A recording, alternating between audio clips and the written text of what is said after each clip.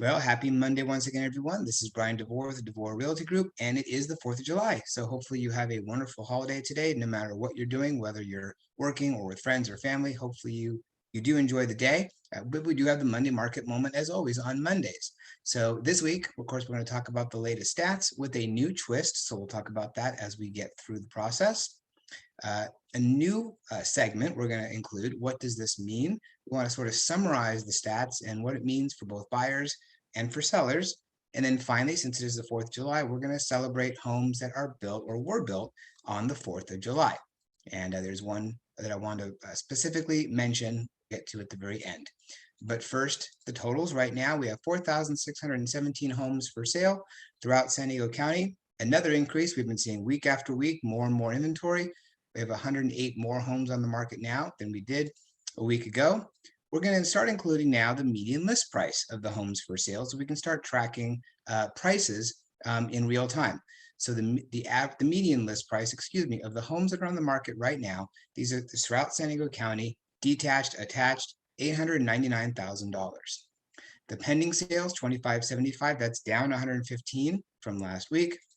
The median list price of the homes that are in escrow, $800,000. Big difference between the median list price and the median of the actives versus the pendings. Months of inventory is increasing again, up 0.15 to 1.88 months of inventory. I hear some people saying, oh, it's a buyer's market now. We're still in seller's market territory. We're still under 3 months of inventory. We are going in that direction. Since last week, 1,024 listings came on the market. That's a decrease from the week before of 144. So fewer homes came on the market last week than the week before. The median list price of the homes that came on the market last week, 862.5, so lower than the total number of homes we have on the market. So maybe sellers are getting the hint, and those that listed last week listed for less on the median than the total number of homes for sale. New pendings, 480. That's up 49 from last week. So more homes came on the market last week than the week before. Interesting. Median list price of those, 849. So the homes that are going in escrow are actually, for just the last week, is higher price-wise than the ones in total. So it's just interesting stats that we'll be following. New pendings listed within the last week, 28. So 6% of the homes that were listed in the last week are already in escrow. New pendings listed within the last 2 weeks, 226. So almost half of the homes that went into escrow were only on the market for 2 weeks.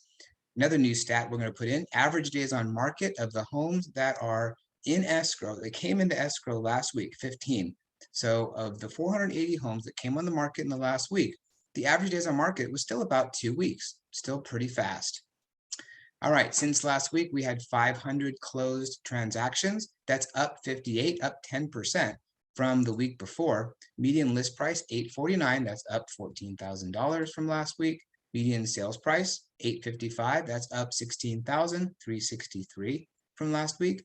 Average days on market, 14, down 2 days from last week. The least expensive sale was in Escondido for $82,000. Most expensive sale was in La Jolla, which it was the week before as well, for $10,250,000. Here are the trend lines that show new actives, new pendings, and new solds. And we can see that fewer homes came on the market last week than over the last 2 months. And pendings increased from the week before, and closed sales also increased from the week before. So as this market is shifting, it's kind of hard to really pinpoint exactly a direction. Usually you see a market continuing to go up or continuing to go down, but we're sort of bouncing around a little bit. Median list price and median sales price, again, both up from the week before. All right, so new segment. What does this mean? We're going to summarize this a little bit. If you are a home buyer, there's more inventory to choose from as we see inventory climbing week after week. Affordability is a greater issue, though, because prices are still remaining pretty high, easing a little bit, but not a ton. But interest rates have gone up so much that affordability, which was a concern, is an even greater concern, unless or until prices ease even further. If you are a home seller, there is more competition for fewer buyers. We are seeing fewer buyers out there who are qualifying. There are still buyers out there, obviously. More homes going into escrow last week than the week before. but there is more competition for, excuse me, for fewer buyers. Prices are still well above a year ago, though, even 6 months ago. So as I'm talking to my clients and they're sort of fretting the fact that the top of the market was probably a few months ago, I point out that could you have imagined a year ago that you would have gotten even today's price? And pretty much they all say, no, we couldn't have imagined that. So we're still well above where we were a year ago or even 6 months ago. Okay, we salute these 5 homes built in 1776. So in the Constant Contact email, you'll see lots of good articles, in fact, about home prices, about interest rates, and so forth. But one article includes homes that were built in 1776. I'm pointing out one in particular here, quite a mansion. This one, 7500 Ironwood Lane in Warrenton, Virginia. The price is only $29,950,000, known as North Wales. This 1,471-acre Virginia estate is fit for royalty with its 23 bedrooms, 13 and a half baths, 25,939 square feet of living space.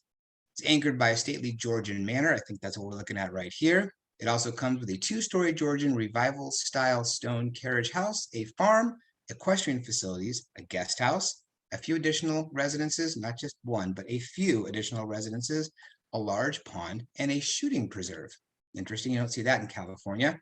It's listed on both the National Register of Historic Places and the Virginia Landmarks Register.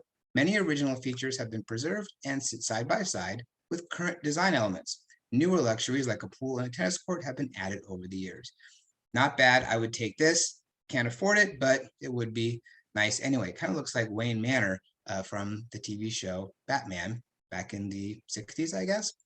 Anyhow, that's it for this week's Monday Market Moment. Hope you enjoyed it. Now go on and enjoy the rest of your holiday and hope you have a great time. Stay safe, stay healthy. Look forward to seeing you next Monday in the next Monday Market Moment.